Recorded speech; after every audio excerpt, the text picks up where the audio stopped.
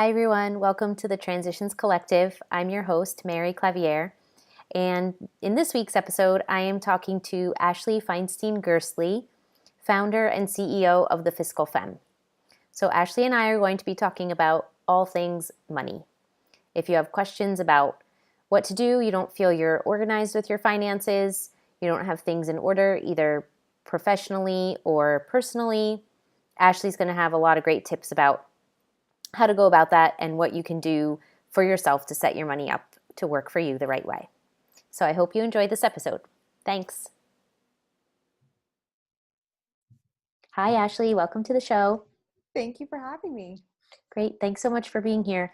I'm so excited to talk to you today about one of my favorite topics. I don't know, money. I think you're very unique in that that's your favorite topic, but it's mine. So There we go. Yeah. Yeah. Perfect. No, I love it. I personally think money is not something that's talked about enough, in like a positive way. So, okay. So do you want to start with telling our listeners a little bit about yourself and your background? Sure. Where to begin? I started my company because I needed it myself. So I studied finance in college. I was an investment banker. Then I worked in corporate finance and I still knew nothing about money. And I thought, if I don't know about money, then who does? And I found out not many people at all. And I just started sharing my journey on my blog at the time, The Fiscal Femme, which is now the name of my company. And people really resonated with that, what I was going through and what I was learning. And I realized it was a service that was needed. And that's really where it all started. Yep. So what were you going through at the time? What I was going through. So I had just transitioned from my investment banking job into a corporate finance role. And I had so much more free time and I was making less money and my lifestyle was not sustainable.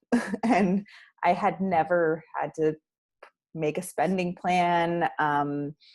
And I realized if I wanted to make it sustainable and have this better lifestyle, that I would have to figure out the money piece of it. Yeah. And that's when I realized I knew nothing. It's a really good point. It's really important because I think a lot of us struggle, especially I'd say when someone's in a transition with, a job or a career change or even becoming an entrepreneur. So that's kind of what I want to dig into a little bit too. It's when you're in that transition from leaving corporate to being an entrepreneur, what that does to your finances and your mindset about money and how can you maybe prepare yourself for what you're going through. Yeah. And so for me, I think that really changed what money was to me, because it at first was like, oh, this thing that could, I don't know, at the time I wasn't really into any long-term goals. I was just spending and I wish I cared more than I did. But then as soon as I realized, oh, if I save up money, and I used to call it my project freedom. So this buffer that I'm building to leave my corporate job to start my company, any dollar I didn't spend gets to go to this project freedom and get me closer to it. And then it was started to be so fun to save money. And I remember someone said, I was talking about spending and I said, yeah, I don't shop anymore because I want to save more. And she's like, that's an exaggeration. You can't not be shopping. And I was like, no, I don't miss it because it's going to something so important. Yeah. Yeah. It's true because, and I usually tell people too, and when I talk to a lot of people, we talk about, when you leave your corporate job, it's like jump with a parachute, right? So you have to have some savings behind you or something to help you get through, because there will be a time, especially in the beginning, where maybe it's a little bit rougher or you have to pay more attention to your finances. Yes. And I do think for everyone's different, but for me, it affords me time. It affords me space to make more strategic long-term decisions versus, oh, what do I have to do right now in order to earn cash? It might not be the thing that would be best for my business in the long term. And I think having that buffer or that project freedom gave me space for creativity, because if you're stressed, you're not able to be as creative. Right. Yes. 100%. Totally agree. So, okay. So thinking about that, if people are what if they're early on in their business, they've started their business and they're early on, and they feel like they're kind of always chasing after the money and like, okay, I'm making money in my business, but it's going right back out, and they feel like in a cycle of why I'm in this. I think a lot of the time for new entrepreneurs, it can seem more like that, right? A little bit of a struggle when the money's not, maybe coming in large quantities. So what would you say are like 2 or 3 really important and key things to getting yourself in order with your finances? Yes, great question. So I think when we're talking about entrepreneurship, or even anyone who's in a freelance role or something where your income is variable, Mm-hmm. it makes everything a lot more complicated. And it brings to the forefront any money relationship stuff we have kind of smacks us in the face. Money is hard enough when you have a W-2 job and you're getting a salary. Then you add variable income, and that you're the one creating the income, and now you have business expenses. I think it's important to acknowledge that there's a lot going on, and our business is not being the CFO of our business. This is one of the many hats that we wear in dealing with the finances. So it often gets pushed to the back burner and we don't take care of it. Yeah, we ignore it, you mean? Yeah, we ignore it. And I think we have a tendency to not want to look at it. And then technology makes it very easy to not look at it because Right. everything's automatic, and you hit a button and things show up at your door, and some things you don't even pay for, like a Lyft or an Uber. So I think it's important to acknowledge what we have working against us, because we need to have some compassion for ourselves. It's something that we never learn about typically. It's taboo to talk about, and it's very emotionally charged. So with all that said, I would say a few key things for those in transition. And it kind of goes in the opposite direction of what we want to do, which is not look at it. But the important thing to do is look at it. So mapping out, and I like to look at the next 12 months for business and personal, and actually map it out by month. Because something that I did was I would just look at, what's actually happening in my bank account. And if it was plush and looking good, I would feel great about myself and my business. And if it was going down, I would feel bad and say, I had a bad month. And I remember once my coach said, compared to what? Like, what was the goal for that month? And I was like, she said, you don't have projections? And I said, no. So if you know your summers are slow and that's when you have a big annual expense or something that comes up, like, doesn't mean that you had a bad month, because maybe that's exactly how you would have planned it. But if we just do bank balance accounting, we can easily make ourselves feel like failures when we're not. So I would go through, and we can't project precisely our income or our expenses, but what do you think can reasonably happen? And then what do your expenses look like every month? And what are your personal expenses? So getting in touch with where our money's going, I think, is something that we often don't do. Whether that's keeping a money journal to see it, or actually just looking through and mapping it out. But I think that reconnecting, when we're aware, it's magical things happen. We might realize it's not actually, this expense isn't adding value to our lives, or we're just doing it out of habit, or we didn't realize we're doing it. And especially when we're building up this fund to transition, when it's really valuable to us, it's easy to let go of some things in order to make that happen sooner. Yeah, so if you can have a goal in sight. Yeah. Yeah. I like that.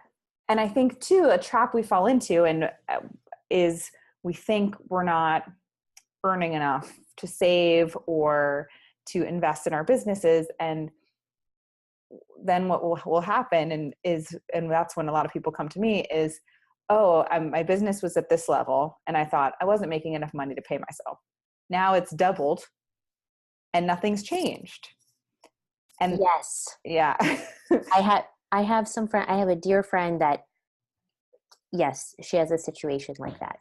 Yeah. And it happens to all of us, myself included. And one of the reasons is Parkinson's law. And it's this idea that things take up as much space as we give it. So when you schedule an hour for a call, the call typically takes an hour, not like your call today that took over the time limit. Your junk drawer fills up, your closet fills up, you move into a bigger house, somehow still it's full of stuff. The house, So, yes. yeah. And the same thing happens with our expenses.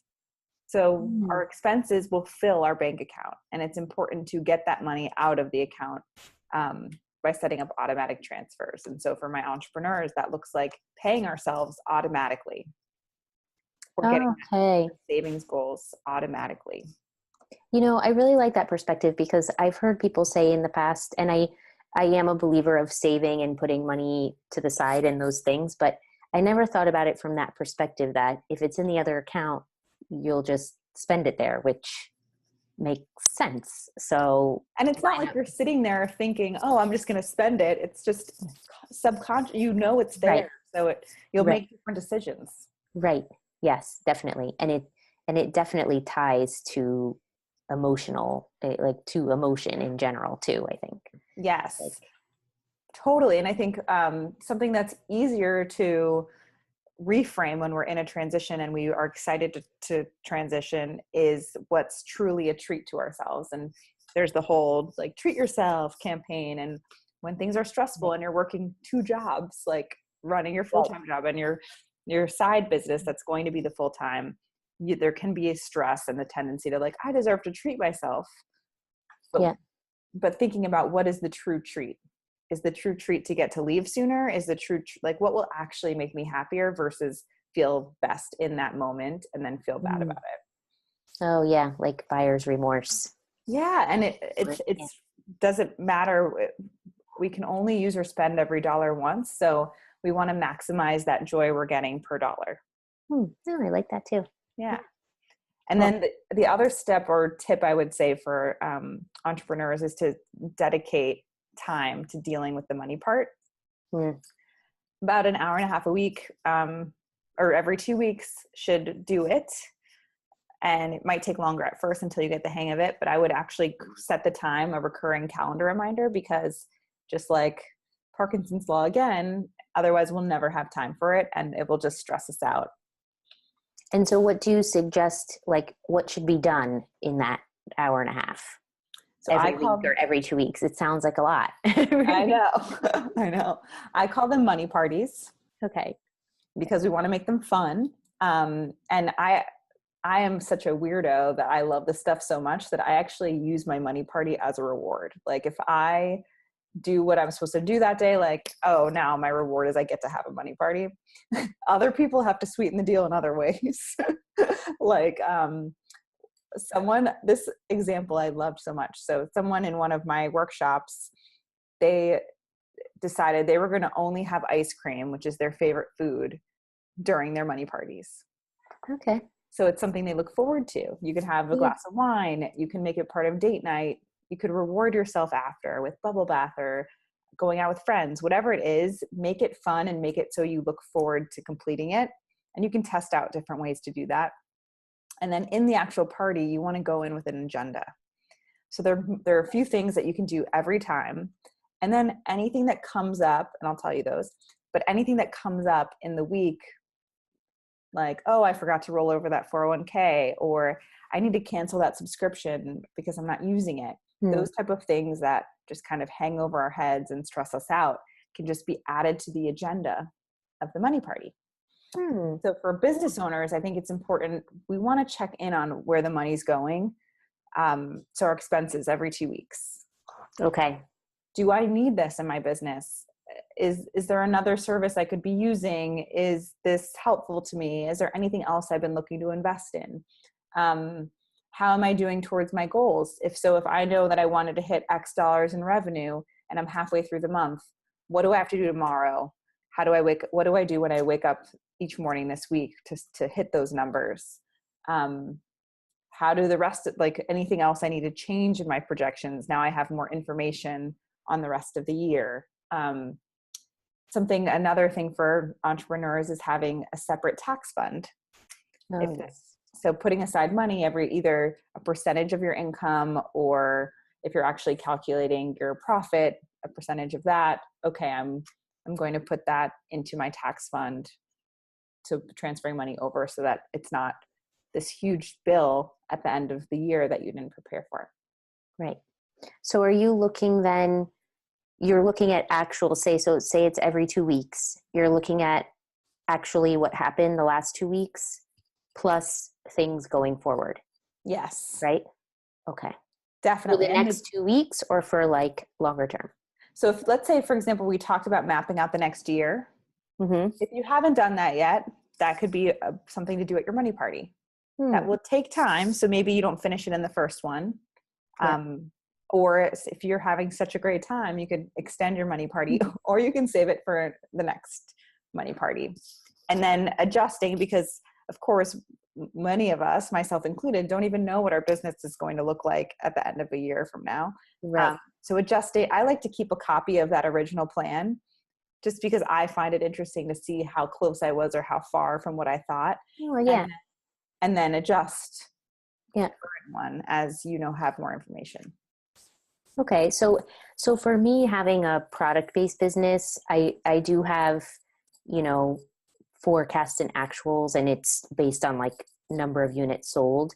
In terms of, say, for someone, and I feel like maybe it's a little more concrete like that, right? For someone that has a service business maybe, and they're kind of planning on, say, clients every month or something like that, would it be more you estimate or you make a projection of how many clients you might want to have that month or something? Yeah. So a few things for that. I think if you're dreaming up your business, you want to make sure your business model works. So if you say, my ideal situation is to have 3 clients a month and I charge $1,000 per client per month. So my income is 3,000, 3 times 1,000. My business and life expenses are 10,000. So that is not a sustainable model. and if you don't map it out and you don't, we laugh because it sounds so simple, but if we don't know what our business expenses are and we don't know what our personal are, we don't realize that our goal is actually a model that's going to put us in debt. Right. That's a very good point. So we want to make sure that it works with the whole equation. And then and of course those are different factors in deciding, like, does this client model work for me? Can I charge enough, or can I take on enough clients to make that work? And then for the projections, maybe the goal is, let's say the service will say 10 clients a month or something, but right now we have 1.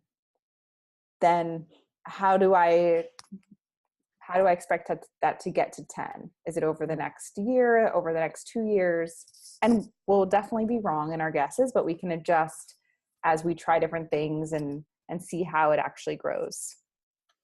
So from what I'm hearing, you also combine, say, the personal and business expenses to kind of talk about them all at one time with the money party. I keep them separate, but definitely look at them both. Yes. Right. Okay. Right. Yeah. You're not, mixing them in the same account. Of course, they're separate, but you look at them. Yeah. Yeah. I would say, like, we have income, business expenses, taxes, profit. And then that's how you get to pay yourself for your personal expenses. Interesting. Yeah, that's very important. Okay. I love that. Okay. So you have, I think it ties into a lot of the information you were just giving, but you have a group where you do a 30-day money cleanse. Yes. Can you tell us about that? Yes, I'd love to. So the 30-day money cleanse is a course program. It's 30 days, and every week we have a different class and a workbook that we go through. And the idea is we take a lot of the steps we talked about, where we reconnect with our spending, we strip out what we define as frivolous, and then we add back in spending based on our values and what's important to us. So, and then we also work on mitigating environmental toxins, which are the people, places, and things that get the best of our spending. And we do put together this plan, which I call a happiness allocation. Look at that. Yeah. Because I believe happiness allocation is a much better description of a plan or a budget, because we have money that we earn, and it's how we're going to allocate it in the way that's going to make us the happiest now and in the long term. Oh, that's a much better word than budget. Yeah, like that makes you go, oh my goodness. Oh, the word budget, like, yeah. I think people stop. Yeah, I think people stop from doing any finances, like, just when they hear the word budget. And maybe. we always think that, oh, some people might think, oh, if I'm listening to this, watching this video, or if I work with Ashley, she's going to say, stay home and eat ramen and save. But a lot, like I work with people and we just actually, sometimes there's just moving expenses to another place that make you feel like you're living so much better. So Yeah. what's cool with the money cleanse is people save a lot more, but they also feel like their lifestyle improves because they're honoring what's important to them and letting go what's not important to them. Yes, I love that. I love that because most of the time people think that in order to save money, it has to be a sacrifice and you have to be miserable. Right. And you actually, a lot of times it's like win with our other goals. It's often healthier and we're feeling less stressed and we're having more quality time with people. And it's fun because if, let's say, we meet for dinner every month and we might both value different parts of that dining out experience. So for us, we could come up with a plan together on how to make it fabulous and frugal for us. So it's fun to brainstorm with your friends and see, okay, what do you love about this? What do I love about this? How do we keep that and then let go of the other stuff so we actually save money, but keep the best parts? Yeah. Oh, that's great. Yeah, that's a very good perspective on it. It's fun. Yeah. So that's the program, and it's we work really well with rewards and games. So there's points for participation, and if you do your homework, and that leads to cash raffles that people can do whatever they want with. Oh, fun. Yeah. And yeah, it's really, it launches 3 times a year. And so the next one is on October 15th. Oh, excellent. So that'll be coming right up. Yes. I'll put the link in the show notes too. Amazing. And right now, when you buy the course, you get a free book. So the Money Cleanse has turned into a book that comes out on January 1st, which I'm so excited about. I'm so excited for your book too. Yeah, I already pre-ordered it. Oh, thank you. Yeah. Okay, so I want to switch gears a little bit, still talking about money, but I feel like a lot of the times women also just have a block with money and maybe not allowing themselves to, I don't know, see that they make enough money or struggle with, oh, everything is too expensive. They have like a negative mindset when it comes to money. What would you say is something that, I mean, I'm guessing you might see that in your group sometimes, and what's something that you do to help, combat that and have people break through from their money blocks? Yes. So we have a lot of different money blocks. I'd say one of the biggest ones is that it's going to be not fun and hard. And we have this idea that not looking at it is so much less stressful. Like imagine an ostrich with their head in the sand, like, oh, if I just avoid it and hope I don't overdraft or like don't look at my credit cards, that will be easier. But it actually causes us so much more stress to not know, because when you don't know, you can't do anything about it. There's no power in it. So I've found, I'd say in almost every situation, when someone knows what's happening, they feel better, even if it's not looking good. At least now they know where they stand, they can stomach that, and now they can move forward. So I'd say like just looking. And I'd say there's also there's a lot of beliefs around, oh, I'm just bad at math, or I'm not a numbers person. I'm just all these things we tell ourselves over and over, and they're really like negative money mantras, but they're still mantras that like, oh, and when we say that, it's a vicious cycle because we take actions consistent with what we tell ourselves. And that might mean, like for me, back in my corporate finance days was, oh, I knew nothing about investing. So I took advice from a coworker blindly and lost thousands of dollars by investing in something that he recommended. So it could be like, oh, I'm bad at money, so I'm going to take a random person's advice because it has to be better than me, or I'm not going to take any action. And then the result is bad. And that reinforces our mantra. Because I'm like, see, I'm horrible at money. That's why this happened. So what we can do is first notice what we're telling ourselves about money. And usually it's not just, it can be about money itself or about us in relation to money. And then pick a new powerful money mantra. Like, I have everything I need to deal with my finances, or I'm financially savvy, or I'm a fiscal femme, whatever the mantra is. And we notice the negative one, and it's not going to go away overnight. We've had it for a very long time, and just replace it with this positive mantra.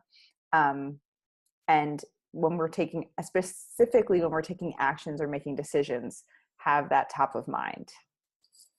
That's great, because I've never really thought of them as negative money mantras before, but it's true. I mean, it's a mantra just the same. It's just negative. So it's not doing you any favors, really. No. And we spend a lot of time I spend time on affirmations and things like that to help with mindset, but I've never really thought about it in terms of, financial mindset and the negative financial talk we give to ourselves. So that's interesting. And there's a lot of, I think, negative mindset things around wealth, and like people might think like billionaire is a bad word, or being wealthy is there's like dirty money, this like connotation. Yes, I agree. Yeah. So I spend a lot of time in my speaking, and when I'm working with people, on seeing like how beneficial it is for the world when women are wealthy, and what that means. And so, because if we believe that being wealthy is greedy, or having money is greedy, we're going to have a very hard time either earning it, or if we do earn it, we're going to spend it very fast. Yeah. That's why I say when we're entrepreneurs, we get hit in the face by our money beliefs, because we're the ones creating our paycheck. So it's a good thing and a bad thing, right? Of course, we have to face this a lot more intensely than if we were getting a paycheck from a company every 2 weeks. But I do think it's a great opportunity too. Yeah, that's a really, really good way to look at it. And yes, it totally does smack you in the face. Yeah, exactly. Okay, so I want to talk a little bit about the book too, because that's super cool. I'm really excited about it. And I think you said before, it's a workbook kind of, right? So what will the book do, or what will it help people with? So the book is actually a recreation from the course. Okay. It's a book with text, but also has space for exercises and graphics. And so it's very fun, interactive. Definitely my entire brand and mission is making money fun and accessible, and not something that we don't want to look at daunting. And I do believe it doesn't have to be. So the book is very much in that way.